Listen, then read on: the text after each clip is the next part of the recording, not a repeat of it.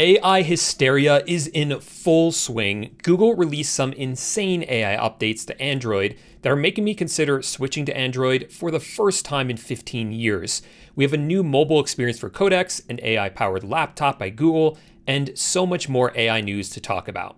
My name is Paul J. Lipsky, and on this channel, I talk about the AI stuff that you actually care about. This isn't for coders or developers. This is for regular people who just want some helpful, fun ways to incorporate AI into their lives. Every week, I do a news recap just like this one. So if you don't want to miss out on future ones, make sure to subscribe. We're going to start with the meme of the week, which is where I share something that has been going viral on social media. Sometimes it's funny, sometimes it's just interesting. And I want to start with this one because this is absolutely wild. There's been a ton of AI hysteria lately. These people that believe that if something is related to AI or made by AI, that it is just inherently bad and they cannot see past that. And that has just been highlighted to the utmost degree this week by this post from this guy on X. His name is Shalams, I believe. So he made this post. It's this image, and he says, I generated an image in the style of a Monet painting using AI. Please describe in as much detail as possible what makes this inferior to a real Monet painting. You can even see down here, it says made with AI. Scrolling through the comments, there are a ton of people criticizing this, pointing out why this would never be good as a real Monet. But the funny thing is, this was an actual Monet painting. He just cropped into it and told everyone it was generated by AI when it wasn't. So you see some comments here. This person says, yes, it's Monet-ish, and it's certainly pretty, but it will never hold up next to the real thing. Other people said it's harsh, there's no blending of colors, it's nonsense, and that it's emotionless. And what's absolutely hilarious is that a lot of the comments that were made after he revealed this were later deleted. So I think this really highlights the AI hysteria out there, how some people just believe that anything generated by AI must inherently be bad. And if they see that something was made by AI, they'll just assume it's worse than something that was made by a human. So much so that they actually trick themselves into thinking that a genuine Monet painting looks terrible. Let's switch gears now, see what Google has been up to with Android. They hosted the Android show this past week, which is their keynote. They revealed all the latest updates to Android, and this one was big on AI. It was pretty insane what they released.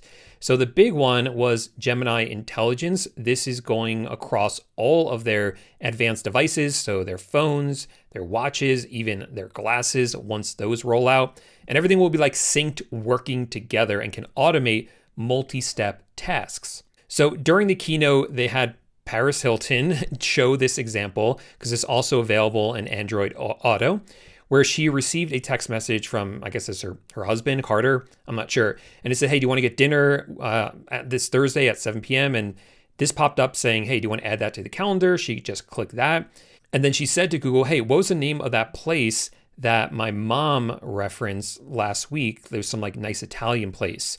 And then Google responded, and then she's like, okay, can you send a message to Carter saying, let's go there? And then it composes a message saying, hey, let's go to that restaurant.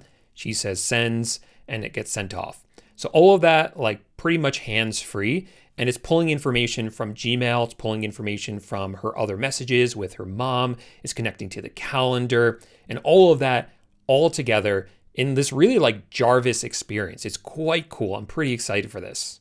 Which is ironic because I don't even have an Android. I'm an iPhone guy, but for the first time in a really long time, I'm considering switching because all the promises that Apple made to us about Apple Intelligence still aren't here. We still don't know 100% sure when we're going to get those, but Android or Gemini Intelligence is coming this summer. It's really cool. Another really cool feature that Android is rolling out is called Rambler. And this is very similar to a lot of those AI dictation tools out there where you just click the dictation button and you just start talking to it, rambling, and it will not only dictate what you're saying, but clean it up. So it will convey what you meant to say and not actually what you said. And a cool feature about this is you can first dictate it in, and if you want to make changes, you just click the dictation button again and say something like add emojis to this, or make this more professional, and the AI will then change it accordingly.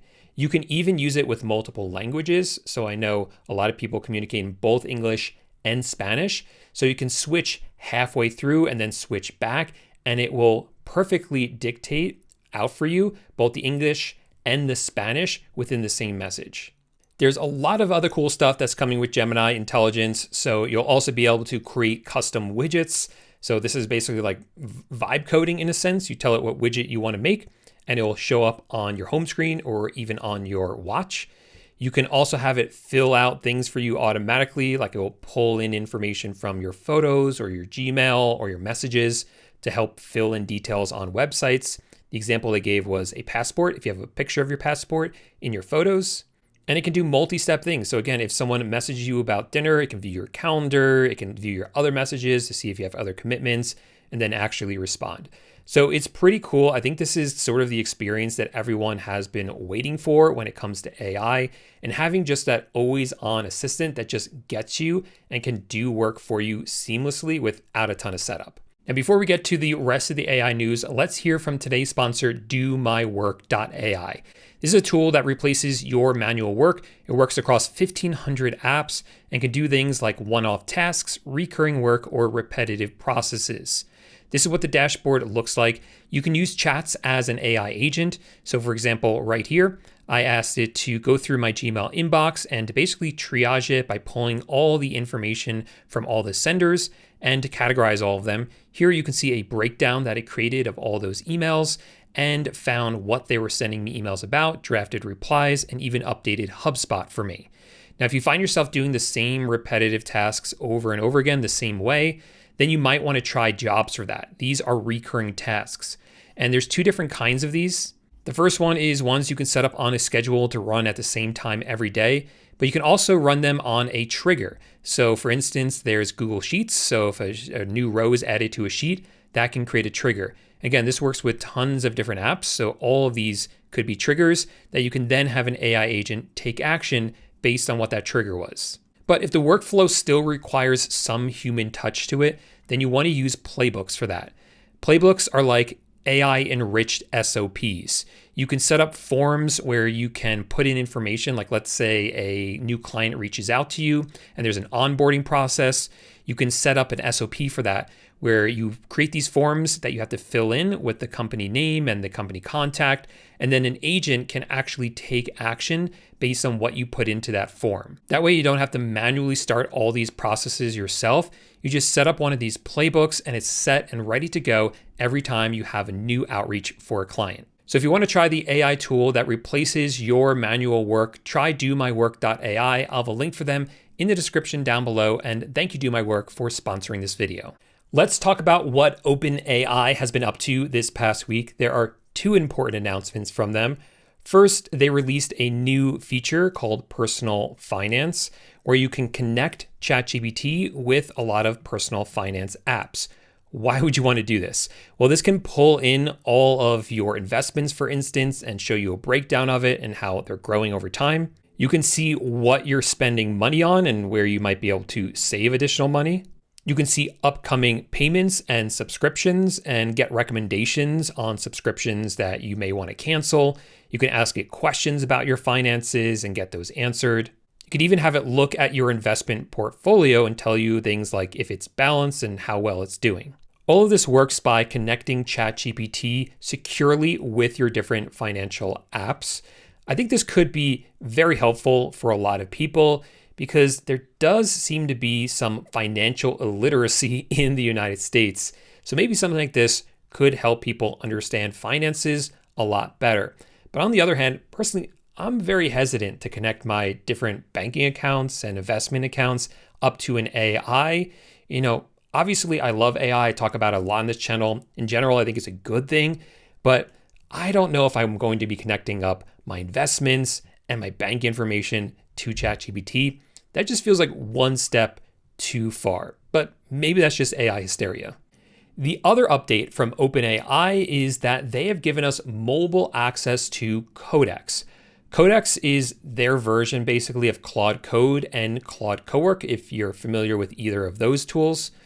And now if you open up the ChatGPT app, there'll be a section for Codex, And if your Codex is on your computer, the app, and running and your computer is on and open, then you can see all your Codex projects and start using them directly from the ChatGPT app. It works really well, and it actually works better than Dispatch, which is the mobile solution for Claude Cowork. So does this mean now that Codex is better than Claude Cowork for knowledge workers?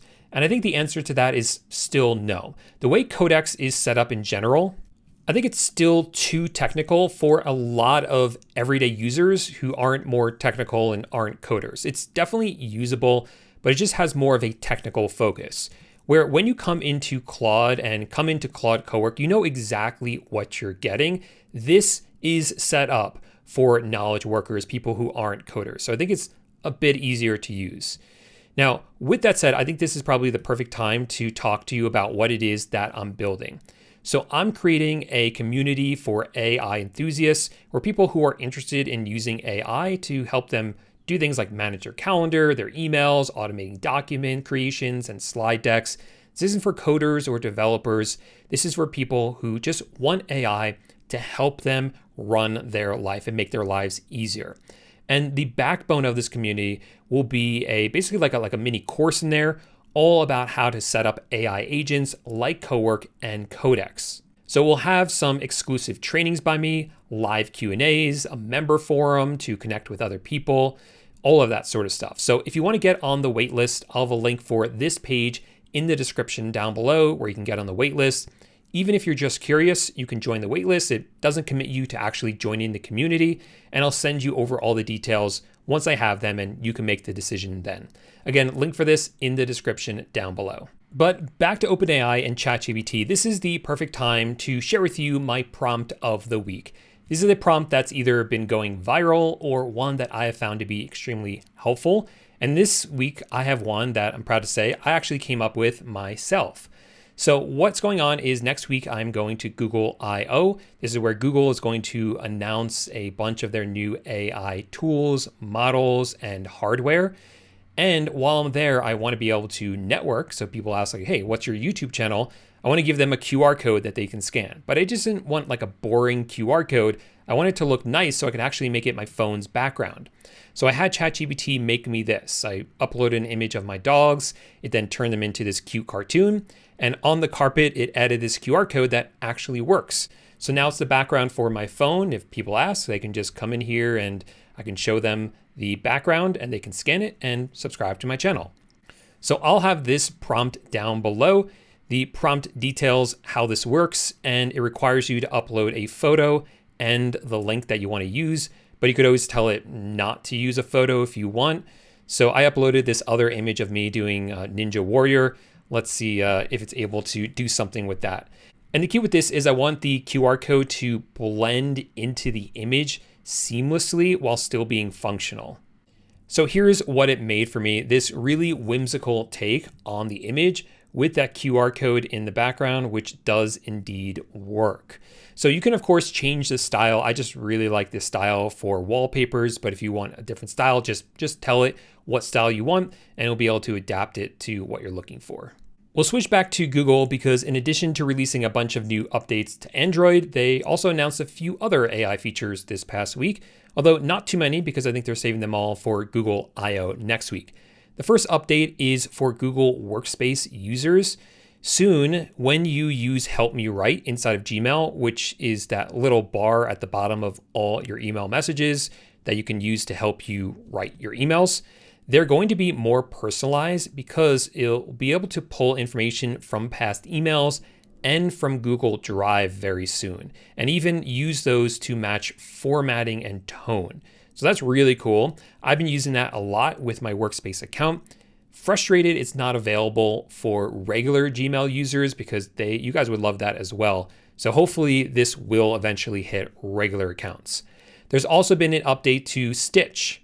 If you're not familiar with Stitch, it's an AI design platform that creates interactive UIs. It's commonly used by product teams and like solo entrepreneurs and even designers who want to mock up or create the first draft of what their app or website is going to look like.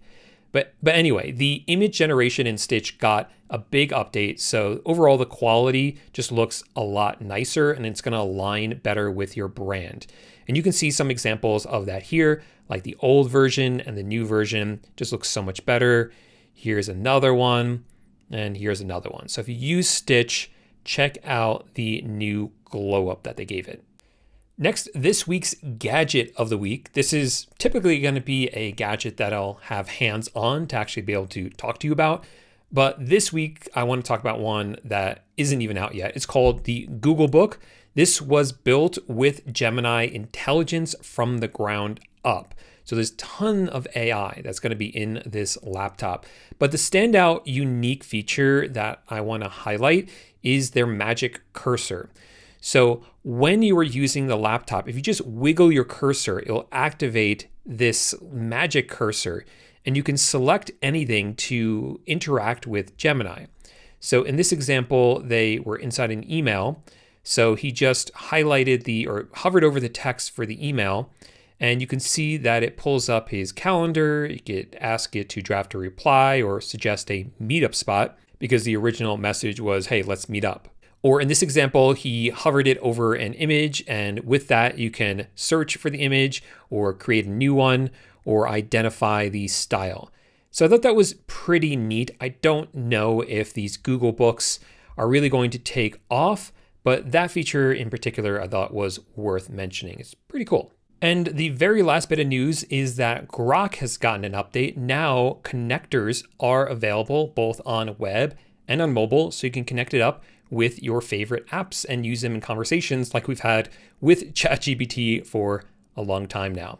So those are all the AI updates from the past week. If you want to make sure that you don't miss out on next week, because I will be at Google I/O reporting live from there with all the updates and giving you guys my takes on those. So if you don't want to miss out on those, make sure you both subscribe and turn on the bell notification so that you get alerts when I release those videos next week about all the newest stuff that Google is releasing. Rumor has it they have some really incredible stuff coming that I'm super excited to find out about and get my hands on, and will definitely be reporting to you guys once I learn more. So make sure to subscribe for that, and then I'll see you in the next video. Bye for now.